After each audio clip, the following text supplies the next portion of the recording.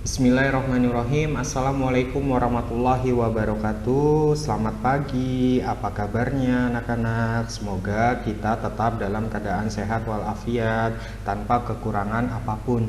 Alhamdulillah, pada kesempatan kali ini kita dapat berjumpa kembali pada pembelajaran daring untuk mata pelajaran sejarah Indonesia. Di tengah kondisi pandemi COVID-19 ini, saya harapkan kalian tetap menjaga protokol kesehatan dengan cara menggunakan masker ketika keluar rumah, selalu menjaga jarak dengan orang lain, dan selalu menjaga kebersihan dengan sering-sering untuk mencuci tangan.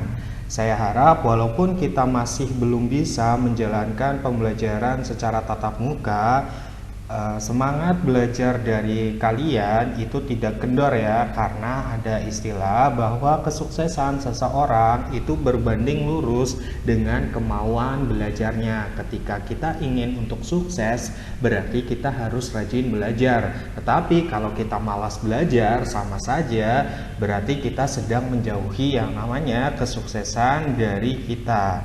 Nah, sebelum kita awali pembelajaran kali ini, alangkah lebih baiknya kita berdoa dulu demi kelancaran pembelajaran kali ini. Berdoa dimulai, berdoa selesai. Hari ini apakah ada yang masih mengalami kendala dalam pembelajaran daring, baik itu mungkin dari kendala sinyal maupun tidak ada kuota? Saya yakin untuk pertemuan ke-10 ini, saya yakin untuk kalian itu sudah bisa mengatasi kendala-kendala tersebut. Pada pertemuan kali ini melanjutkan pertemuan-pertemuan sebelumnya. Ketika pertemuan sebelumnya kita sudah membahas mengenai teori masuknya agama Hindu dan juga agama Buddha, dan juga kerajaan-kerajaan Hindu dan juga Buddha yang ada di Indonesia, sampai bentuk akulturasi agama dan kebudayaan Hindu-Buddha dengan kebudayaan asli Indonesia. Memasuki pertemuan ke-10 kali ini, kita melanjutkan materi mengenai teori masuk dan perkembangan Islam di Indonesia. Sebelum itu, saya jelaskan terlebih dahulu mengenai tujuan pembelajaran pada pertemuan kali ini. Kompetensi dasar. Pada pertemuan kali ini, kompetensi dasarnya adalah menganalisis berbagai teori tentang proses masuknya agama dan kebudayaan Islam ke Indonesia. Dengan materi pembelajaran yang pertama adalah teori masuknya agama Islam di Indonesia dan juga perkembangan agama Islam di Indonesia. Sedangkan tujuan pembelajarannya adalah siswa dapat menganalisis semua teori-teori masuknya agama Islam di Indonesia, dan juga siswa dapat menganalisis perkembangan agama Islam di Indonesia.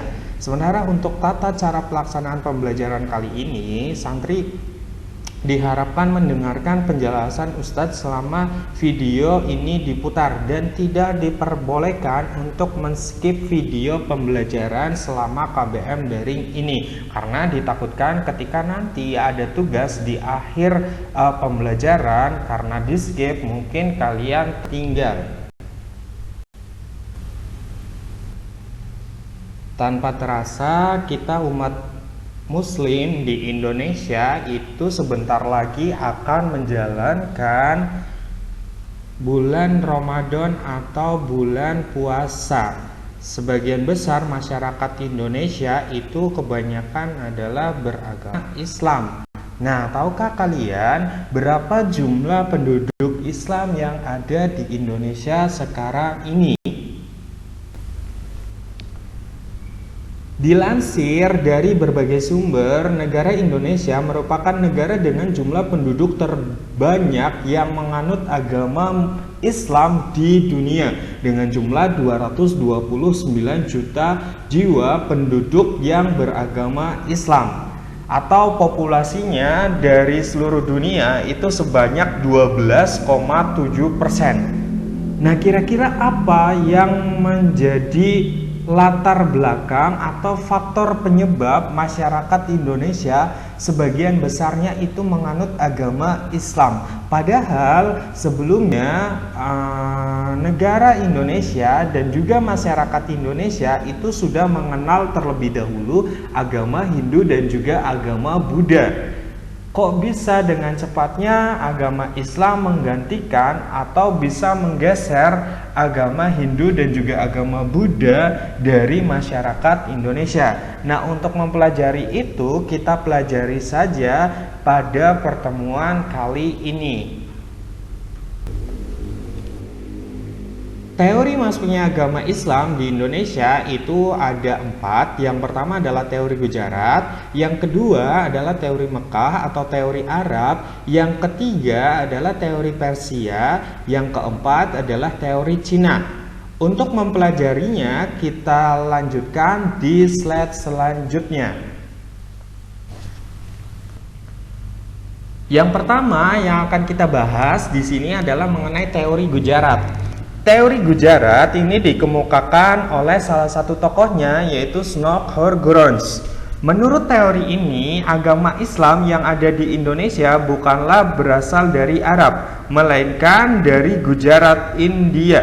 Hal ini dibuktikan dari batu nisan Malik Al-Saleh yang merupakan Sultan Samudra Pasai yang meninggal pada tahun 1297 Masehi. Nah, batu nisan Malik Al-Saleh ini memiliki kesamaan dengan batu nisan yang ada di wilayah Gujarat pada masa itu. Selain itu, landasan dasar dari teori ini adalah berita dari Marco Polo, saudagar Venesia yang dalam perjalanannya pernah singgah di Perlak pada tahun 1292 Masehi. Pada saat itu Marco Polo melihat bahwa banyak terdapat penduduk lokal yang telah beragama Islam, sehingga para pedagang India berperan dalam penyebaran agama Islam di Indonesia menurut teori Gujarat. Nah, selain itu teori ini juga didukung oleh beberapa tokoh lain seperti W.F. Sutherland, dan juga B.H.M. Flake. Ini bukti dari teori Gujarat. Yang pertama sebelah kiri ada batu nisannya Malik Al-Saleh, sedangkan yang kedua itu yang sebelah kanan ada peta jalur masuknya agama Islam di Indonesia menurut teori Gujarat. Teori ini dikemukakan oleh tokoh bernama Buya Hamka. Menurut teori ini, agama Islam yang berkembang di Indonesia dibawa oleh para pedagang Arab pada abad ke-7 Masehi, dengan bukti pada saat itu adalah ditemukannya permukiman Islam pada tahun 674 di Baros, tepatnya di pantai barat Sumatera. Menyangkal teori Gujarat, teori Arab meyakini Islam yang berkembang di Samudra Pasai menganut mazhab Syafi'i, mazhab besar di Mesir dan Mekah pada masa itu. Adapun daerah Gujarat pada saat itu menganut yang namanya mazhab Hanafi. Selain itu, para sultan Pasai menggunakan gelar Al-Malik, gelar yang lazim digunakan di Mesir pada masa itu. Dasar teori ini yang lainnya adalah ditemukannya makam Fatimah binti Maimun berangka tahun 1082 Masehi yang ditemukan di Gresik, Jawa Timur, yang menjadi petunjuk bahwa Islam telah berkembang di Nusantara sebelum abad ke-12. Selain tokoh Hamka atau Buya Hamka, pendukung dari teori Arab ini diantaranya adalah J.C. van Leur, Theo Arnold, dan juga Groeneveld.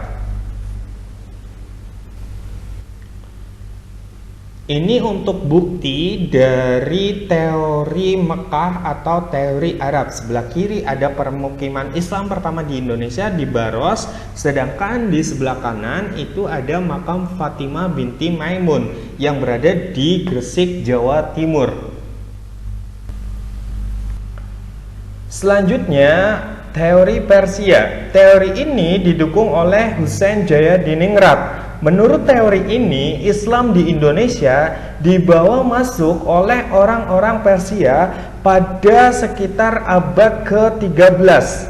Hal ini dibuktikan dengan adanya aliran Syiah di Nusantara dan beberapa tradisi Syiah yang dilakukan di Indonesia. Contohnya itu ada tradisi tabot atau tabuik setiap tanggal 10 Muharram atau 1 Asyura untuk memperingati wafatnya Hasan dan juga Husain yang merupakan cucu dari Nabi Muhammad SAW, yang dilaksanakan di daerah Sumatera Barat dan juga Bengkulu. Upacara ini merupakan ritual yang biasanya dilakukan setiap tahunnya di wilayah Persia atau wilayah negara Iran untuk sekarang. Bukti teori Persia ini bisa dilihat dari perayaan upacara tabot atau tabuik yang dilaksanakan di wilayah Sumatera Barat. Selanjutnya ada teori Cina. Teori Cina didukung oleh Slamet Mulyono dan juga Sumanto Al-Qurtubi yang berpendapat bahwa sebenarnya kebudayaan Islam masuk ke Nusantara melalui perantara masyarakat Muslim Cina.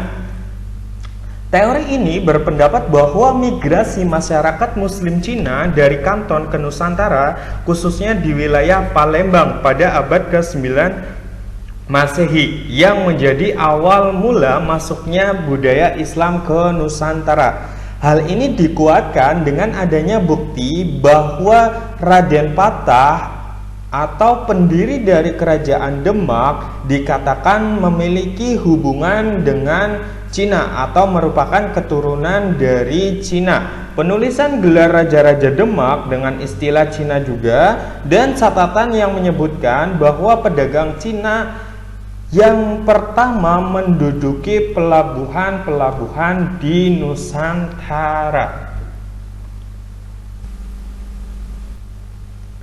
Mengenai peta jalur masuk Islam, menurut teori Cina itu bisa dilihat pada gambar berikut.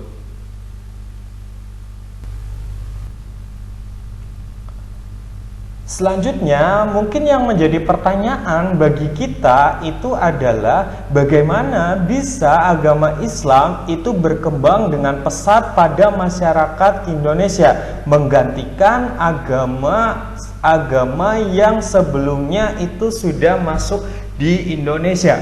Ada beberapa faktor yang menjadi penyebab Islam berkembang sangat pesat di Indonesia. Salah satunya di sini yang pertama adalah syarat masuk Islam yang mudah dengan mengucapkan 2 kalimat syahadat. Yang kedua, disebarkan dengan cara damai. Islam datang bukan dengan cara perang, tetapi dengan cara damai. Yang ketiga, Islam tidak mengenal yang namanya sistem kasta. Sistem kasta bisa dikatakan itu membedakan yang namanya masyarakat antara yang satu dengan yang lainnya. Tetapi menurut Islam, yang namanya manusia kedudukannya itu sama. Yang keempat, metode dakwahnya yang inklusif. Inklusif dalam hal ini berarti maksudnya adalah bisa melalui pertunjukan seni wayang pada saat itu maupun melalui pondok-pondok pesantren pada saat itu. Selanjutnya faktornya itu adalah mundurnya kerajaan Hindu-Buddha. Kerajaan Hindu-Buddha mulai mengalami kemunduran, mulai dari kerajaan Sriwijaya, kerajaan Majapahit, dan juga kerajaan-kerajaan Hindu-Buddha lainnya yang ada di Indonesia. Faktor selanjutnya itu adalah ibadah yang sederhana. Yang terakhir memiliki nilai yang sama dengan sifat masyarakat Indonesia.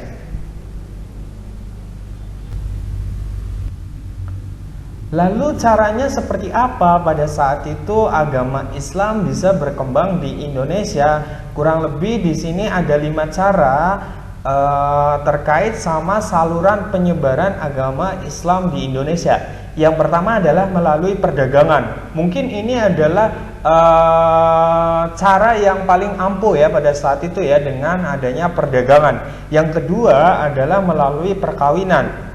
Terus yang ketiga melalui tasawuf, yang ketiga melalui pendidikan dengan mendirikan yang namanya pondok-pondok pesantren pada saat itu, dan juga yang terakhir adalah kesenian dengan salah satunya menggunakan media wayang yang diterapkan oleh Sunan Kalijogo.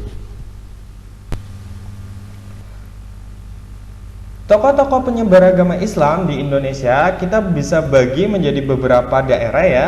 Di sini di Pulau Jawa tentu saja kita nggak bisa melepaskan pengaruh dari Wali Songo. Ada Sunan Gresik, Sunan Ampel, Sunan Bonang, Sunan Giri, Sunan Kudus, Sunan Gunung Jati, Sunan Kalijaga, Sunan Muria, dan juga Sunan Derajat. Nah, masing-masing itu mempunyai daerahnya sendiri-sendiri terkait sama penyebar luasan agama Islam. Sedangkan di Sulawesi Selatan itu ada tokoh Dato' Ribandang, Dato' Ritiro, dan juga Dato' Patimang. Di Sumatera, Islam disebarluaskan oleh Syekh Sulaiman dan Syekh Burhanuddin. Sementara di Kalimantan, Islam disebarluaskan oleh Tuan Tunggang Parang.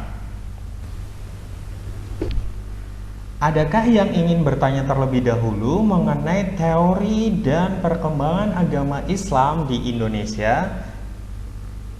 Kalau tidak ada, saya simpulkan dulu untuk pertemuan kali ini. Jadi, pada pertemuan kali ini, menurut kalian, teori mana yang paling tepat mengenai perkembangan agama Islam di Indonesia?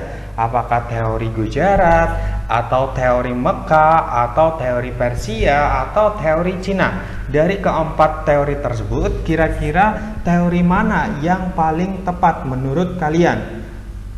Kalau mau disimpulkan, pada dasarnya semuanya itu tepat, semuanya itu memiliki peranan dan juga kelemahan dan kekuatannya masing-masing. Kita tidak bisa menafikan yang namanya satu teori terhadap teori yang lainnya, tetapi dari keempat teori tersebut itu memiliki peranannya masing-masing. Dan bisa disimpulkan perkembangan agama Islam di Indonesia itu bukan hanya berasal dari orang-orang luar saja, baik itu Gujarat, Persia, Cina, maupun dari Mekah atau Arab, tetapi orang Indonesia juga memiliki peranan terhadap perkembangan agama Islam di Indonesia.